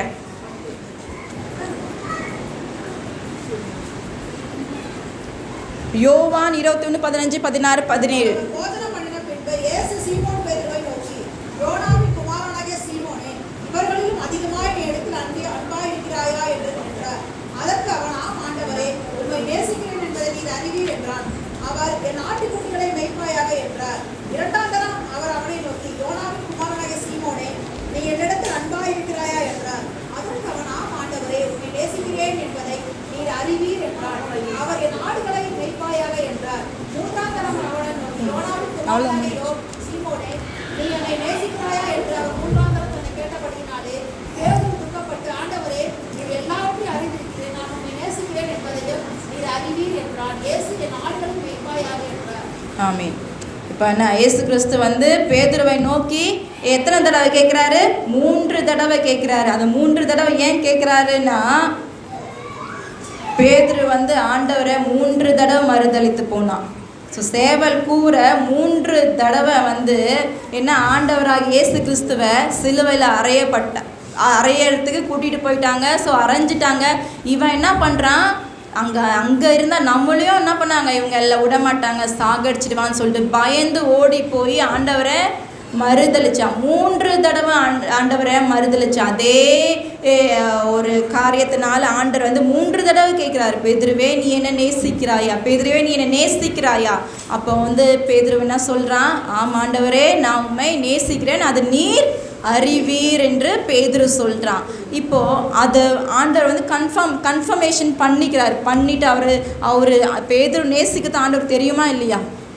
நிச்சயமாக பேதுரு வந்து ஆண்டவரை நேசிக்கிறான். ஆனால் அவனோட சூழ்நிலையினால் என்ன பண்ணிட்டான், ஆண்டவரை மறுதளிச்சிட்டான். ஸோ அதையும் ஆண்டவர் வந்து பாராமல் ஆண்டவர் அவனை மன்னித்து ஆண்டவரோட பிள்ளையாக என்ன பண்ணார், அவரும் நேசித்து அவனுக்கு ஒரு பொறுப்பை கொடுத்தார். ஸோ நம்ம ஆண்டவரை அதிகமாக நேசிக்கும் போது அவரோட கற்பனைகளை அவரோட கட்டளைகளை நம்ம கீழ்ப்படிந்து நடக்கும்போது என்ன பண்ணுறாரு, ஆண்டவர் நமக்கு பொறுப்புகளை தராரு. என்ன பொறுப்பு தராரு, என்னோட ஆடுகளை மெய்ப்பாயா. ஸோ ஒரு மெய்ப்பனோட பொறுப்பு பேதுருக்கு கிடைக்குது. ஸோ அது ரொம்பவே ஒரு அற்புதமான ஒரு விஷயம், அதிசயமான விஷயம். நம்ம கிறிஸ்துவை பின்பற்றோன்னா பேதுருவை போல ஒரு மெய்ப்பனோட பொறுப்பை ஆண்டவர் வந்து கொடுக்குறாரு. ஸோ அவ்வளோதான். அது நான் ஒரு இம்பார்ட்டன்ஸை நான் சொல்லணும்னு நினச்சேன். நம்ம எல்லாரும் பிரசங்கிக்கணும், சுவிசேஷத்தை போய் ஜனங்களுக்கு அறிவிக்கணும். இதுதான் நம்ம கிறிஸ்தவர்களாக நம்மளே மாறுது. ஸோ இதை தான் நான் வந்து சொல்லணும்னு நினச்சேன். ஆண்டவருடைய பரிசுத்த நாமத்துக்கு ஸ்தோத்திரம். ஆமென்.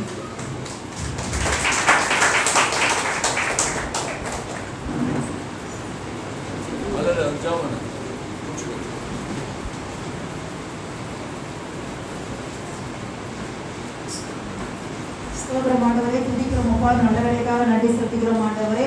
அப்பா நாங்கள் ஆண்டவரே வார்த்தையை கேட்டோம் ஆண்டவரே. அப்பா துதிக்கிறோம் ஆண்டவரே. அப்பா அந்த பிள்ளைகள் ஆண்டவரே, வாழ்க்கை பிள்ளைகள் ஆண்டவரே, அப்பா அந்த வயதில் ஆண்டவரே, ஸ்தோத்திரம் ஆண்டவர் உண்மை ஆண்டவரே.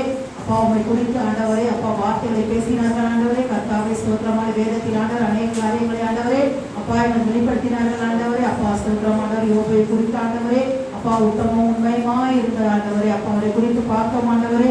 அப்பா ஒழுக்கம் ஆண்டவரே எப்படிப்பட்டது, எப்படி இருக்க வேண்டும் என்று நாங்கள் அறிந்து கொண்டோம் ஆண்டவரே.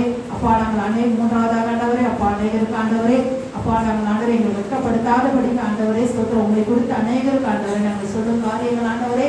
அப்பா நாங்கள் ஆண்டவர் ஒரு வருகைக்கு முன்பாக ஆண்டவரே, அப்பா ஆட்கள் அதிகம் ஆண்டவரே, அப்பா வேலையாட்கள் அதிகம், அப்பா அலுப்பு மிகுதி ஆண்டவரே, வேலையாட்கள் கம்மி ஆண்டவரே. அப்பா நாங்கள் ஆண்டவரே, அப்பா ஸ்தோத்திரம் ஆண்டவரே, இதிலே நாங்கள் அமைதி ஆண்டவரே மங்கி போகாதபடிக்கு ஆண்டவரே வேலையாட்களாய் நாங்கள் எழுப்பி ஆண்டவரே, அப்பா அறுவடைக்கு ஆயத்தமாக அநேக அறுப்புகளை அறுக்க ஆண்டவரே.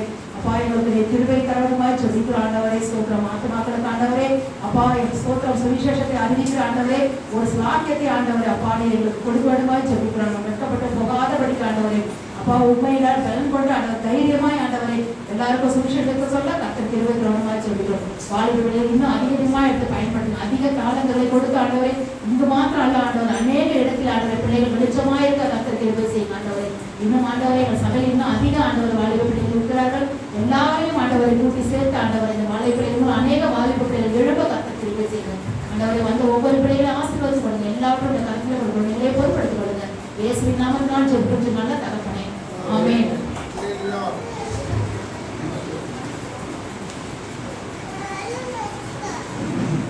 நம்முடைய ஆண்டவராகிய இயேசு கிறிஸ்துவின் பிதாவின் தேவனுடன் பத்திர ஐக்கியமும் இன்றும் இன்று சதா காலங்களும் நம்மோடு இருப்பதாக. சமாதானத்தை போகிறோம், கர்த்தர் நம்மோடு கூட இருப்பாராக. என் ஆத்துமாவே கர்த்தரை ஸ்தோத்திரி, என் முழுவே பசுராம் ஸ்தோத்திரி, என் ஆத்துமாவே கர்த்தரை ஸ்தோத்திரி, அவற்றை சகலவான மறவாது. லேலுயா. எல்லாருக்கும் ஆகாரம் உண்டு, சாப்பிட்டு போகலாம். இருக்கிற இடத்துல சேர்ந்து அப்படி ஊதிட்டு வழக்கம் உட்கார மாதிரி உட்காந்துருங்க. ஒரு 15 நிமிஷத்தில் சாப்பிட்டு போயிடலாம். யாரும் சாப்பிடாத போவாங்க.